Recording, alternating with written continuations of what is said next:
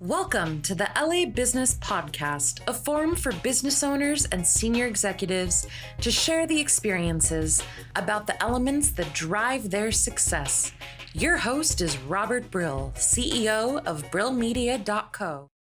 Hey everyone, welcome to another episode of the LA Business Podcast. Today our guest is Joe Stornelli, principal of JS Technology Group.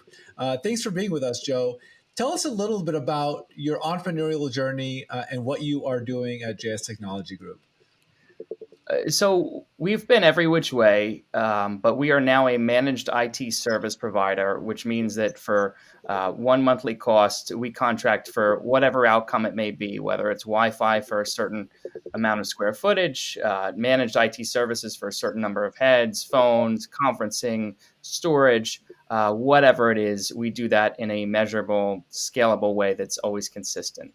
And how did you get started on this? On LinkedIn, it shows that you started in 2011. Tell us a little bit about the background there. So in 2011, I was a freshman in college at NYU, and a couple weeks go by, and I'm sitting wondering what else can I do with my time? Then sit in my dorm, go to classes, eat at the cafeteria, all of those things. So I sort of dabbled in iPhone repair at that point, and I thought maybe that would be a neat business to be able to fix students' iPhones and students' laptops and to come and go from their dorms, so it's convenient for them and affordable for them to get their things repaired. So you're a tinkerer. Yes, a little bit. I started because they were making colored iPhone backs back in the day of like the iPhone 3. And it just was so cool to see an orange or blue or whatever iPhone that I bought a couple of old ones on eBay and I started pulling them apart and eventually got them back together. And some people in Washington Square Park saw what I was doing and they thought it was really neat. I think I sold a couple of them and that became the idea that started the original business 10 years ago. So I mean, starting a business is still a lot of different types of skills, right? You have the technical mastery, then you have the business mastery. Tell us about how you got started, how you went from a person doing this to having a team and deciding that you want to start a business doing this. So I think that was the learning curve. The technical was always a passion of mine. I was always tinkering when I was a kid, building computers, had a lot of influences. My grandfather was at IBM for 30 years, my dad for 25 years, all worked on, related fields related to the personal computer and the first servers. So that was kind of in my blood. And the entrepreneurial spirit was just the idea that I could build a team and not have to rely on my own efforts so heavily. And I think in a lot of ways it was cart before the horse with this baby business. I hired some peers of mine at $15 an hour back in the day to facilitate this even before I had customers. And it actually ended up being a valuable learning experience, even though, that business was not exactly the business that brought me to where I am now. Wow. So, when we communicated, when we emailed originally, you said that there was one big change in your business that really made a difference. Can you talk about, in general, your story, right? 2011 to 2020, 9 years, long time, lots changes. From we're an advertising firm, and from an advertising technology perspective, a ton changes. I can only imagine what's happening in your world. Tell us about some of the changes you've seen and how you've evolved your business to kind of create exponential growth. Of course. I think the biggest issue in IT, well, really in any business, but in IT specifically, is incentives alignment. A typical IT person will be contracted. You'll spend a fair bucket of money building a solution. You as a client will pay for the hardware. And then every time this hardware breaks, you'll have someone in your office at, a service call, minimum an hour or two, a couple of $100 an hour. And these bills just run up. And that's the thing that I hear from many clients that switch to our service.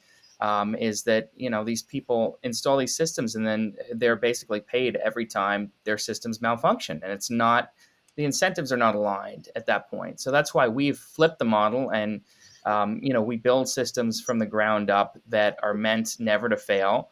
and we support them. We train you on them. We leash you the actual systems and ultimately the outcomes. And for that reason, there's no frustration because, if we have to spend 10 hours at a client fixing an oopsie that we made, years earlier or whatever, something that snowballed, that's money that we're not getting back. So the incentives are finally aligned. Our incentive is to build something so that it's bulletproof. And the client's incentive is whenever there's anything wrong to let us know, because they're not paying for us to come out and fix it. So at what point in your business did you make this change? This was early 2019, probably for the fiscal year 2019, which ours starts in January. And was there anything that precipitated this change of thinking for your business?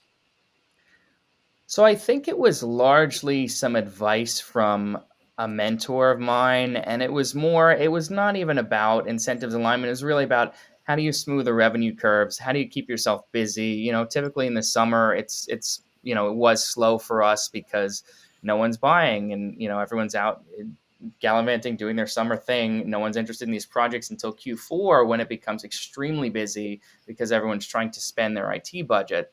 So my ask of this mentor was, how do I make this revenue year round? Because I was thinking, I think I just hired my first employee, another NYU student straight out of the gate.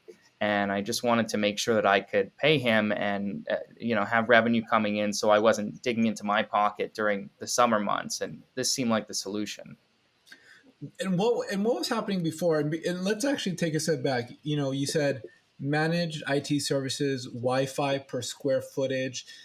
I'm not from your perspective, I'm not a technology person, right? I know what Wi-Fi is, but I don't know what the implication is when you say Wi-Fi per square footage. Tell us a little bit about some of the ways that you work with your customers.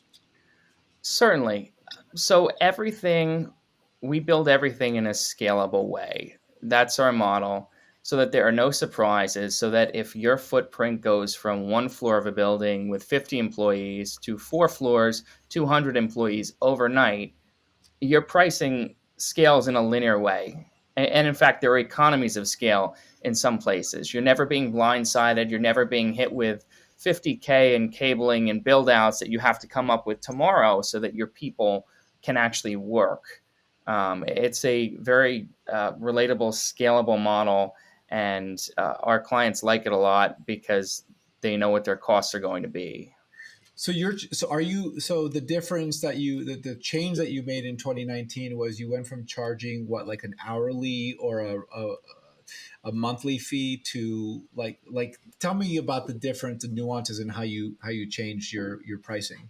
Sure. So you were literally buying consulting hours. In 2018, when you engaged with our firm, there were no retainers for the most part, and you were paying an hourly rate, and it was invoiced at the end of every visit. We had to deal with collections on individual invoices, no grouping or anything of that sort. And we just decided that it didn't entirely make sense to have people go by the hour when certain projects have requirements that are variable, and that can be frustrating, to hammer away at something, a system that we're retrofitting or that we're fixing for 5 or 10 hours only to get it back to where it was, where we could just build things from scratch and have them come out consistently every single time. Do you think people, I think there's also like some sort of like psychological trigger for consumers, for business owners, for anyone managing a budget, that a known cost is actually a much better cost for them to have rather than unexpected fees. Do you think that the psychology of that makes a difference to your customers? Absolutely. Absolutely. And that is a big reason that a lot of my customers choose us, is just knowing the unlimited nature, that there won't be overages. And the only caveat I ever give is something that's very clearly a project will be billed as such, but everything else is included.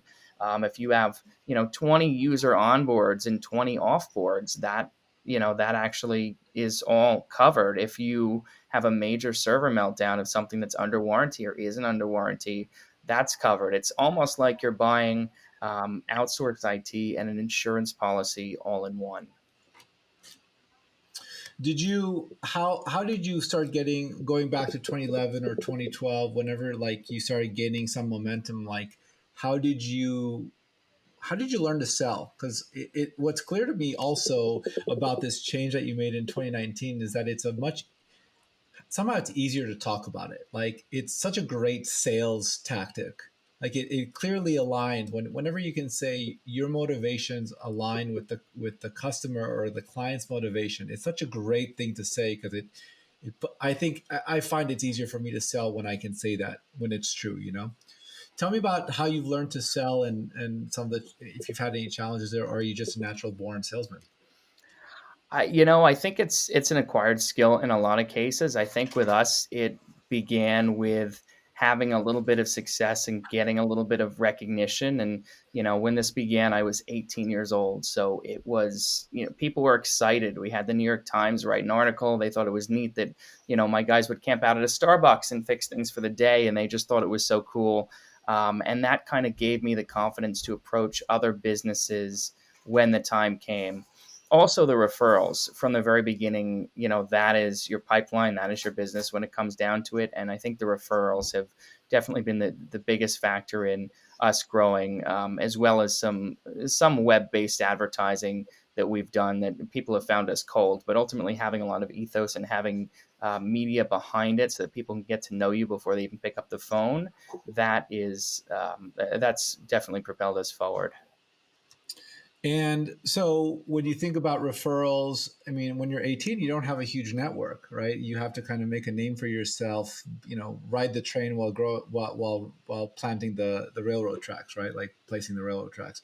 Tell me about that process, right? Like how did you build a reputation for yourself? I imagine it's doing good work, but even just to get the opportunity to do good work, how do you gain that momentum? Well, in our case, we got lucky. A lot of the publications that featured us, we later worked for, C-level people in their own homes. And a lot of our good word of mouth that brought us into the corporate arena was because we worked for people in their homes first. And then later, sometimes years down the line, they began to trust us with their businesses. We were the first call because they remembered someone that I sent out in 2013, going to their house and being very thorough, explaining everything, fair pricing. And from one little teeny job that at the time didn't have a huge dollar value on it, it became an entire corporate account. So So you're planting transitioning, seeds. Sorry. yeah, yeah, exactly. Transitioning from B2C to B2B actually helped us with our funnel a lot. Talk about that. How so? Is it because you made so many connections personally that those people became B2B customers? Well, it was exactly that. And just having any sort of human trust at a certain point, that someone had used us and getting reviews up on Google and pulling testimonials and quoting people in other kind of earned media when we sent out press releases. It just gave us a little bit of an anchor. Not only are they young, but also they know how to do what they do. And at the time, we were also, way, way pre-COVID, going into people's homes, sometimes even when they weren't there and performing these services. And I think that was kind of neat to have it. We've taken the concierge aspect and blown that out on a business scale, but to have that concierge and also have that trust and, let us in your apartment when you're on vacation to do what we do. That was a major selling point to future clients. By the way you're talking about it, it appears to me that you have a strong understanding of how to deploy marketing for your business. Do you feel that's an accurate assessment? I understand the principles. It's always a moving target, especially during these times. Um, but yes, there are certain principles, mainly trust and visibility, that have brought us where we are, and we're gonna keep leaning on those things as we go forward. So, I think what's interesting is if you're starting your business when you're 18 and you're right out of college or in wait, you were in college? So I was a freshman in college. I was new to college. Okay, you were new to Yeah. college.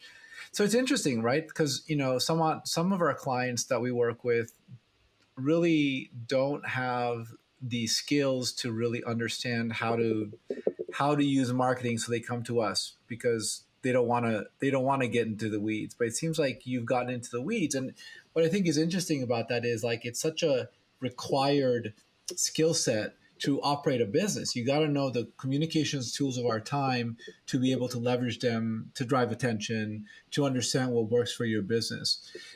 Was there a point within your the growth of your business that you said, okay, um, I'm gonna stop doing the marketing in house and I'm gonna work with an agency or some contractors? Like, what was the decision making on that for you?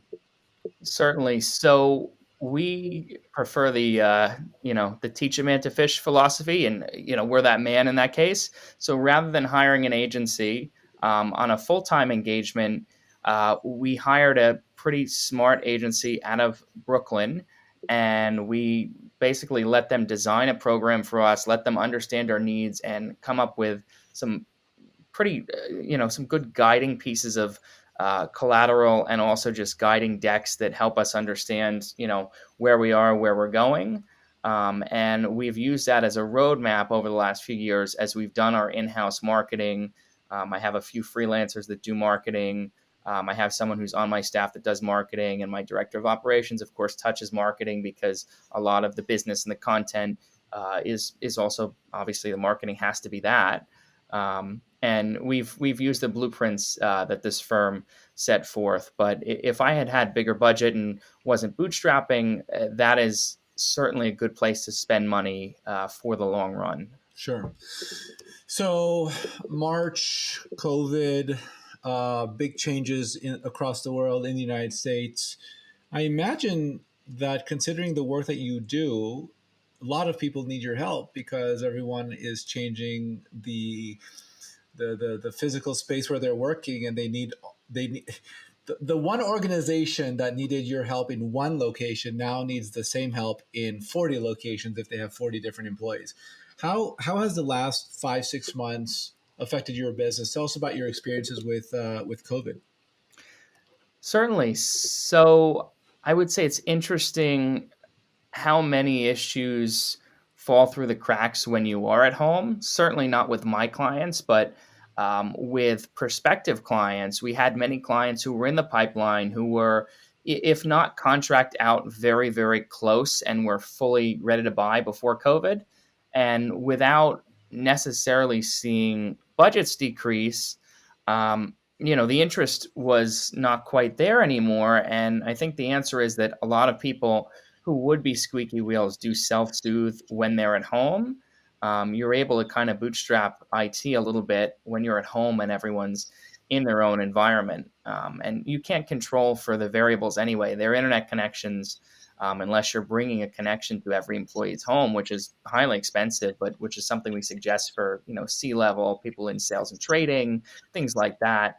Unless you're doing that, there are a lot of aspects to the shared IT environment that just do not exist in the home. So I think there's been a bit of a reduced need, and people are realizing that they don't need an office so much, although in a lot of industries it will catch up. People are realizing that a lot of the centralized IT issues no longer exist when everyone's bringing their own backbone, so to speak. So let's talk about some key ideas for work from home. Our organization is fully baked work from home, which means we hire people all across the U.S. and we have some really incredible talent that if we were just hiring in Los Angeles, we wouldn't be able to find. So what are some of the key work from home technology concerns that people should be paying attention to, and certainly that you can help with? Absolutely. I think one big buzzword that's been tossed around, and we've done a lot of writing on it because of that, is VPN.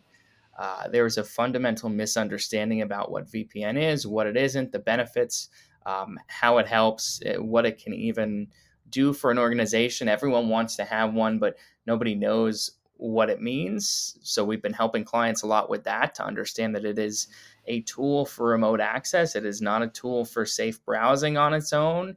It's not efficient to be a tool for safe browsing. It's much safer to employ software on endpoint computers so that they browse safely. It doesn't make sense to be piping all of your internet traffic back through corporate firewalls. It's just slow. It's a bad experience.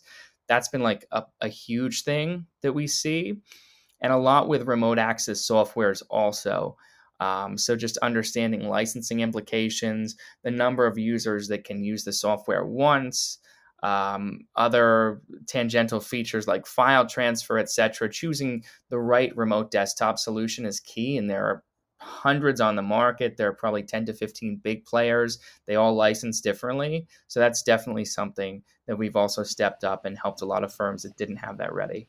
So when you talk about VPN, what I have no idea. I hear a lot of, when I watch, what is it, baseball pod? No, it's okay. So this is kind of weird. Like like my media consumption habits are like so weird right now. I've never been like one of those weird Disney people. Sorry, Oh boy. Disney people. But and like I find myself watching literally hours of live streams of these like Disney influencers on YouTube, like walking through Disney World in Florida. And I'm like, it's blowing my mind. Who am I? Who is this person here? And I see a lot of advertisers, they have like shout outs, some random VPN company that I've never heard of. I'm like, I don't really get what. So why does a person need the point is, why does a person need a VPN? And how does it relate back to business or consumers? Got it. Well, the type of VPN they're talking about, and it's ambiguous because there's a VPN for browsing and content, which is separate from a corporate VPN. A corporate VPN is for remote access. It allows you to access, as I mentioned, the resources in your office. And I say this because I say the same exact phrase all day long to all sorts of different clients who are hot on VPN. It allows you to access the resources in your office as if you were in your office in a secure way. And then there's this whole host of other VPN providers that are for sort of consumer, they call it privacy VPNs. And I've written an article, there's an article on Clutch about the VPN and its place. But ultimately, people don't use, a VPN allows you to look like you're browsing from somewhere else, which is good if, say, you've got a thing for some kind of European content that is not allowed to be shown in America and they block you by IP. You can poof over to Europe or Asia and get that content. However, that's not going to make you anonymous because the VPN company still keeps logs of where you're originally from and what you're doing. And time again, companies that have promised to be sort of just gatekeepers of this information and to be no-show VPNs have given this information over to authorities. So there's really no good use case. It's going to slow your browsing down unless you just need to watch content that you can't get in the States. Right. That's the use case for VPN. So basically, so now when you think about, we use like SharePoint, we also use Dropbox. Yep.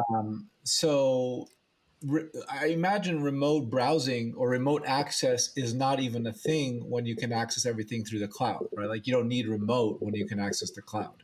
That's exactly correct. That's something so often misunderstood. People are saying, well, we're on Office 365, we're on G Suite, but we still want to use a VPN because they're three little letters, they sound nice, and people associate it with security. It just won't do anything for you at that point. There's no place for VPN if you don't have a server sitting behind a firewall. The point of a VPN is to tunnel through a firewall in a secure way.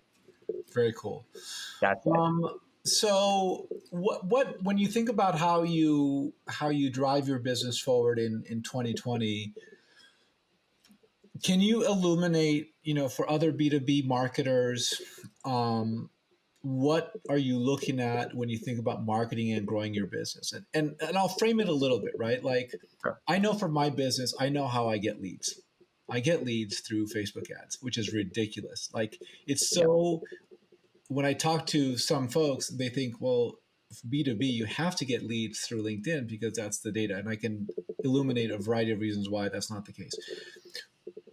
And then, we have this podcast and we write content and we write articles. We have all these little things, but I know directly exactly how much I can spend and how many leads I can get. Is there a framework for you that you're using that drives your business forward in 2020?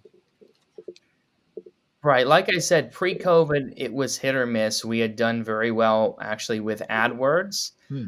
From a small spend, I think it was $500, we could pull a few good quality leads. And at least in good quarters for us in Q4, we would have most of those convert and they would pay for themselves 100 times over, which is a wonderful thing. And also it's nice to let clients kind of make their way through their website on their own, and they call you with an understanding, which doesn't always happen. We've tried some outbound, some cold calling, this and that, and that's just a completely different type of selling that's very difficult. So far I've liked running it through the website whenever possible. It seems to work, but it hasn't been COVID proof, or at least not until it's picking back up, but what worked stopped working for at least 4 months in the middle there. You Not know, surprised.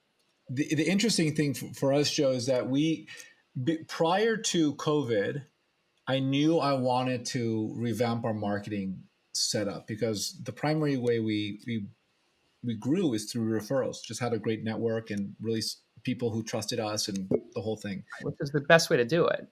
It is, Not the but it's limited though. correct. Like if you have 10 clients and one of them is having a day, then that's going to be a lot. That could be an outsized portion of your business if something happens to that business. And so what we're looking for, what I've tasked myself with and my team is like, how do we have 50 clients, smaller, all of them, so that we're much more diversified. And we're just now being able to get to that point where we can actually run ads, know that we're going to get leads anywhere from $5 to $15 per lead. And those people who we talk to, some of them will convert and then it'll more than pay for itself. We've never had that. That's exactly what we're all looking to achieve, I think. I don't have that locked down just yet in a very, stepwise way. And it's definitely something, every business needs and wants that. And if you can figure out how to do that now, and a lot of firms are in transition, you are in a good place, because then your issue is scalability. Yeah, exactly. If I spend $100 a day, well, let's see what happens if I spend $1,000 a day. Right, exactly. And then it's just gearing up your staff to be able to, fulfill the business that you've signed. And that to me is almost easier than actually, signing the new deals, or at least has been easier. So when people work with you, who are your best customers? Who are the types of people that you want to be working with? What's the profile of your customer? Certainly. So we love a startup, newly funded, Series A, Series B. I say moving into a new office, and this used to be a thing. Now it's less of a determining factor, but one of those types of companies that's moving into a new office that needs soup to nuts, new everything, and wants hands off, no hassle, outcomes driven. They've got deadlines to keep, and it's absolutely critical that nothing goes down for them. A lot of these companies will have really involved engineering teams, but our sell is, we don't want your engineers to be working on petty IT issues to the tune of their $250K a year that you're paying them to code your software. We don't need them to be tinkering with routers and this and that. This is not their business. Let us do it. We'll do it for a fraction of the cost of their time even to do it. And we'll do it, believe it or not, better than they can, because it's all we do. Of course, that makes a lot of sense. How can people find you, Joe? So our website, jstechgroup.com, where we've got a YouTube channel that we're very active. We're very active on Instagram. Most of our posts go to Facebook. We post on LinkedIn. We're essentially on every channel. And that's, cross-posting is a nice trick that I encourage every small business owner to do, because your content deserves to be working for you across every form of media today. Well, we'll talk about that. And what are you doing on YouTube specifically? That's very interesting to me. So on YouTube, we've been trying to keep it short and sweet lately. It's mostly, we'll react to news. We'll talk about issues related to COVID.